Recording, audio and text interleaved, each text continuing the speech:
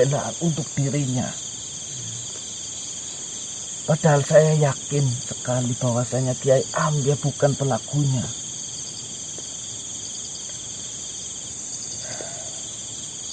Saya merasa sedih untuk menceritakan ini.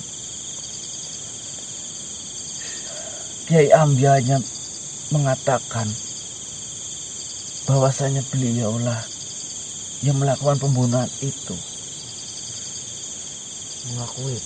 Mengakui. Setelah sekian waktu, sekian lama persidangan itu berjalan, lalu hakim memutuskan bahwasanya Kiai Ambia lah pelakunya. Tetapi ketika hakim mengetukkan palu, baru satu kali mengetukkan palu, ada pihak yaitu Umi Laila Kalsum berdiri dan mengatakan kepada hakim, perkataannya kurang lebih seperti ini.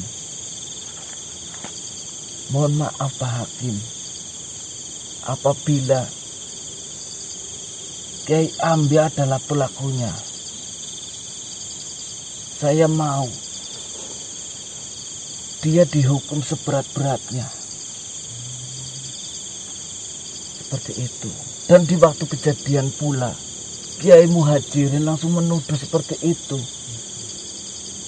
menuduh bahwasanya Kiai Ambia adalah pelaku pembunuhan dari Kiai Muntozam. Setelah itu hukuman sudah jatuh kepada Kiai Ambia. Diketok-ketok gitu berarti. Benar. Seperti itu kurang lebihnya. Baiklah Kisana, terima kasih banyak atas apa yang sudah Kisana ceritakan dari awal sampai akhir diputusnya bahwasanya Kiai Ambia lah yang bersalah. Saya hanya dapat menceritakan apa yang saya dengar dan apa yang saya lihat. Untuk secara luasnya saya tidak mengetahui, karena saya hanya sebagai santri biasa, bukan sebagai makhluk yang terhormat di pesantren tersebut. Mungkin kalau jenengan ingin cerita lebih padatnya, jenengan bisa tanyakan kepada kiai-kiai yang lain yang saya sebutkan tadi. Sudah cukup di sana. Terima kasih banyak atas waktu dan kesempatan untuk Kisana bersedia menceritakannya. Ya, diambil. Silakan kembali Kosim. Terima kasih. Nanti ketemu lagi ya. Sama-sama. Jika nanti ada sesuatu hal yang ingin saya tanyakan kembali, jika memang Kisana berkenan, saya ingin tanyakan kembali kepada Kisana. Silakan, saya dengan senang hati akan datang dan menjawab apa yang saya kira saya bisa jawab. Bantu kamu untuk menghilangkan fitnahan itu. Selagi itu kebaikan untuk Kiai Ambia, saya bersedia manusia. Amin, amin. Ini manusia. Silakan Tuan Kosim. Terima kasih. Assalamualaikum warahmatullahi wabarakatuh. Waalaikumsalam warahmatullahi wabarakatuh. Baiklah Kisana.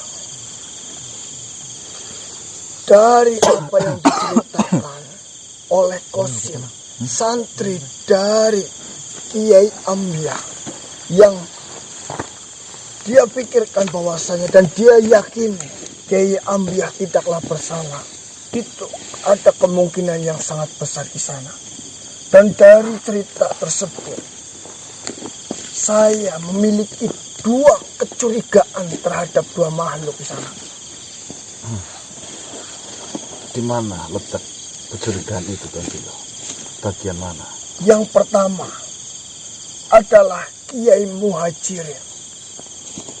Yang berteriak pertama. Benar sekali. Itu adalah gerakan naluri dari tubuh setiap makhluk. Jika dia memiliki kesalahan untuk menutupi kesalahan yang sudah dia perbuat. Jika diketahui makhluk lain yang sudah menjadi tersangka, maka dia akan berteriak dan menyetujui bahwasanya dialah yang bersalah. Itu yang pertama. Mencari aman. aman. Lalu yang kedua adalah Umi Laila atau Laila Kalsum tadi namanya lengkap. istri kedua kalau tidak salah. Iya. Nama lengkap. Yo. Karena sama seperti Kiai Muhajirin, di saat hakim memutuskan, padahal itu hanya baru 1 kali ketukan, tapi istri keduanya sudah meneriakkan untuk memberikan hukuman yang berat, yang setimpa, yang sesuai dalam ajaran Islam dalam kasus ini. Berarti ada 2 kecurigaan. Dan kita harus meruncingkan di sana. Apakah kedua-duanya memang bekerja sama, ataupun hanya salah satu dari mereka yang memang menjadi tersangka pembunuhan itu. Jika memang ada 2 opsi nama di situ, berarti kita kan tidak bisa langsung menembusnya, Tuan Bilo. Benar sekali kisah. Tadi saya mendengar ada 4 nama jajaran kiai di pondok pesantren situ. Yang saya dengar itu ada Muhajirin, Mustafa, Baikini, ya, dan Ambiah Basri. Terus yang satu memang yang anaknya itu. Siapa? Muntosa. Mustafa. Berarti Seperti ini saja kisah. Mungkin langkah awal yang harus Kisanak lakukan terlebih dahulu sambil menunggu saya merancang sebuah rencana. Kisanak dekati, berbuatlah Kisanak seolah-olah Kisanak menjadi teman dekat dari keempat kiai tersebut terlebih dahulu. bersilaturahmi. Benar sekali.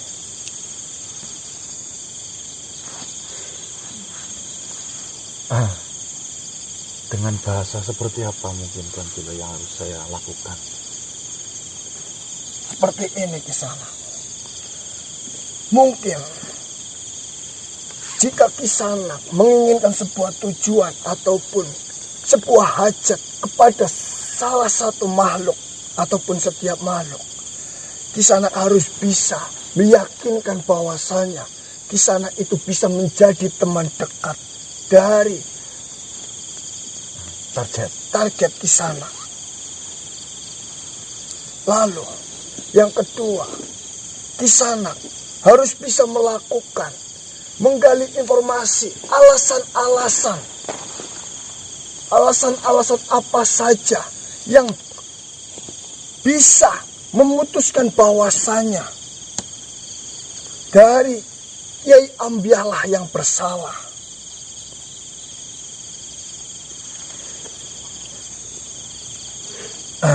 Baiklah Tuan Bilo.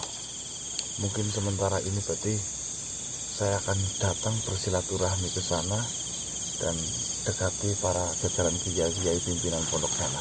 Benar sekali Kisanak. Kisanak langkah awal harus melakukan itu terlebih dahulu.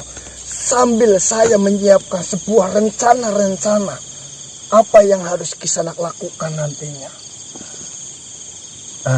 Terima kasih Tuan Bilo. Ini sangat membantu kecerdasan kamu. Baiklah. Saya akan mempersiapkannya terlebih dahulu.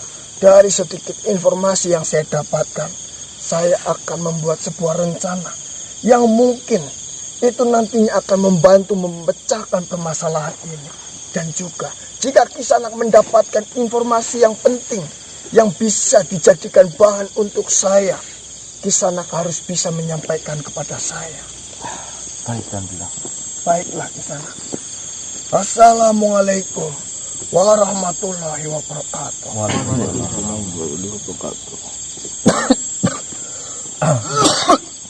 Baik teman-teman, alhamdulillah ini satu langkah lebih baik ya.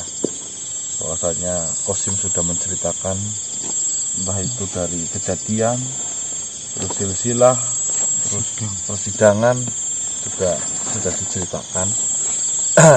kami disarankan oleh Tuan Dawo Bilo untuk datang ke pondok pesantren sana dan mengagrabilah dari pondok sana, seolah-olah kita itu seperti teman baiknya. Karena jika kita akrab, tidak ada sebuah batasan ketika pembicaraan yang kita langsungkan nantinya. Doakan kami teman-teman, semoga rencana ini berjalan dengan lancar, ya. Dan apa yang sedang kita lakukan itu berhasil. Amin. Kita ngelanjutin ke pondok. Ya, Kiai Amri yuk. Aduh, Menutup tuh, moga sih. Salah mau pasing-pasing. Aman cepat. Benda kok